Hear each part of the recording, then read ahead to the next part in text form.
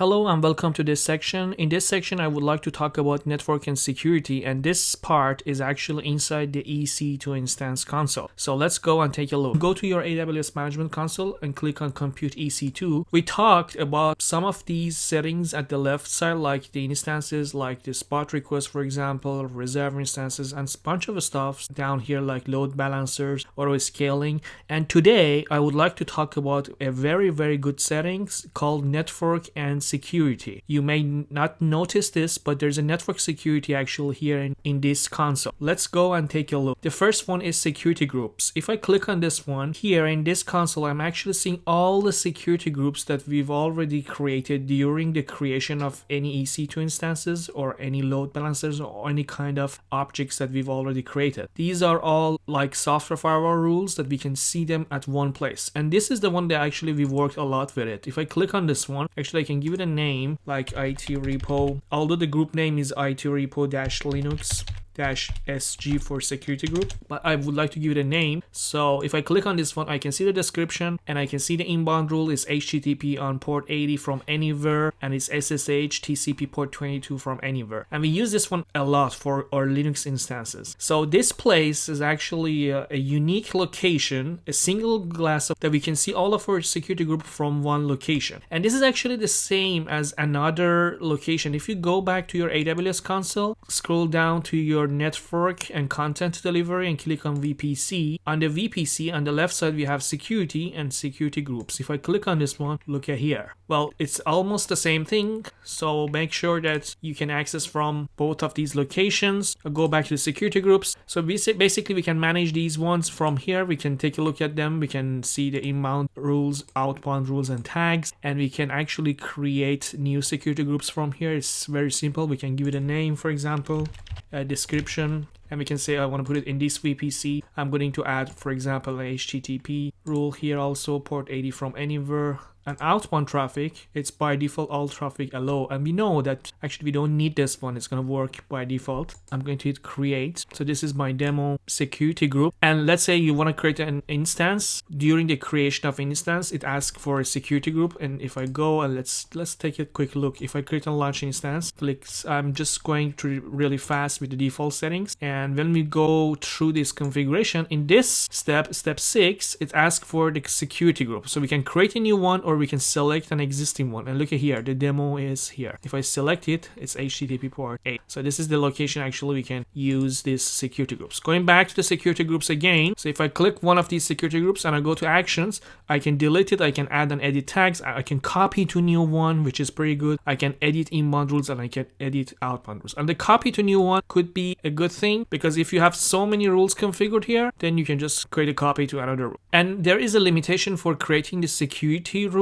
For example, you cannot create more than 50 inbound and outbound rules in these lines inside the security groups. So that's it for the security group. Pretty useful thing. I'm going to the next one, which is the elastic IP addresses. Elastic IP address is basically the public IP address is the one that you can use in the internet. It's an IP address that is routable through the internet, and AWS is going to assign to your machines in order for you to be able to hit that machine from the internet, or you can use it for any like VPN gateway or any access from the internet, and that's gonna be your point of contact to the internet. By default, we don't have any elastic IP addresses, and you may wonder that, oh, we used to spin up instances inside this console, and we actually have public IP addresses like this one, 34.220.164 and 7, and we can access this one from the internet. From my laptop right now, I can hit this IP address and the web server is working. Yes, this is a public IP address, but this IP address is not reserved for you. If you reboot your machine, there's a chance that you get a new IP address. So it's a dynamic public IP address. If you want to reserve your public IP address, if you want to make sure that you have this IP address for all the time, basically you have to reserve the IP address in the elastic IP address first, and then start using this one for your virtual machines, because you may end up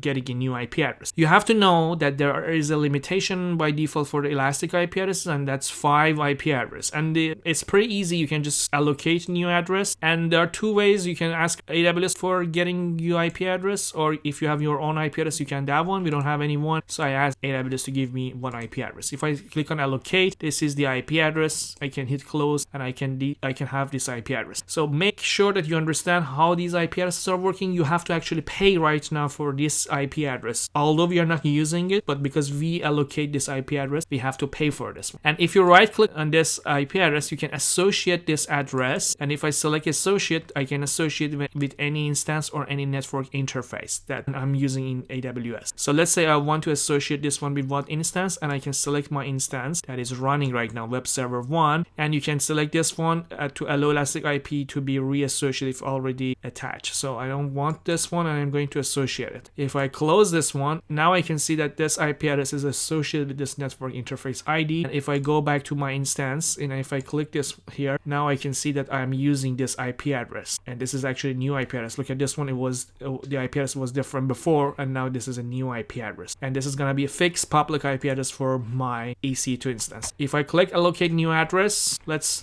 me try this one 5 times pretty fast. If I allocate more and more, this is gonna be the 4th one, and I'm going to allocate a new one. And look at here, maximum number of addresses has been reached, which is 5 addresses. We allocated 5 public IP addresses, but we are using just one of them. If you need more public IP addresses, you have to contact AWS support, and they will give you more IP addresses with a higher price. So let's release this IP address, this one that is associated with the EC2 instance right now. I'm going to deassociate the address, and if I click deassociate address, if I go back to EC2 instance, select this one, and you can see I'm getting a new public IP address. This was the old IP address, and the IP address that I allocated was actually different. The last octet was 71, and this one is completely different IP address. We still have this 71 IP address. This one we can associate it back to the EC2 instance, but bear in mind that right now you have to pay for all of these IP addresses if you leave them here, even without association. So I'm going to select all of them and release all of these addresses back to the AWS pool, and we are not paying anymore for these ones.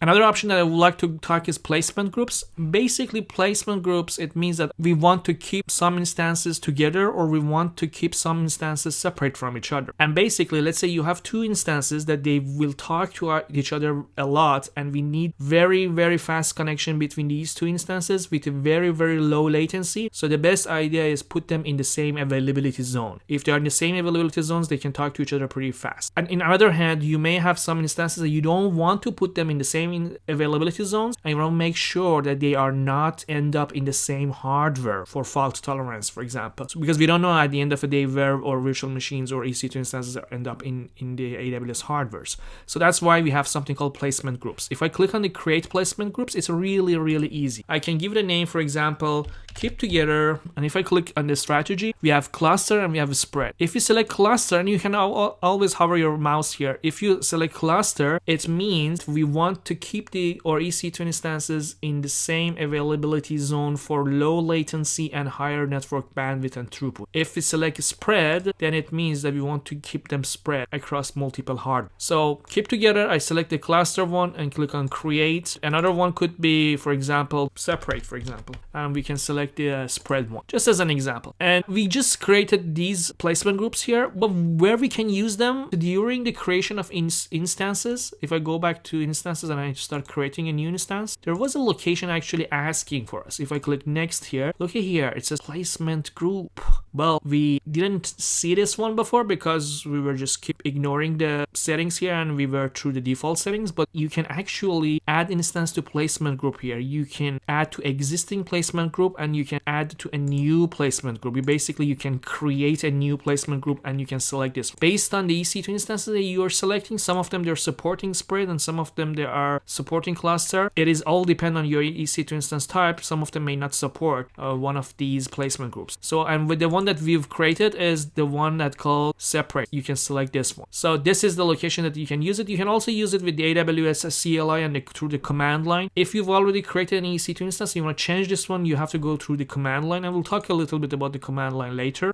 Going back to the EC2 instances, so we talked about these ones. The next one that I would like to talk is key pairs, but we are run out of the time. I don't want to capture long videos, so I'll see you in the next one for the key pairs.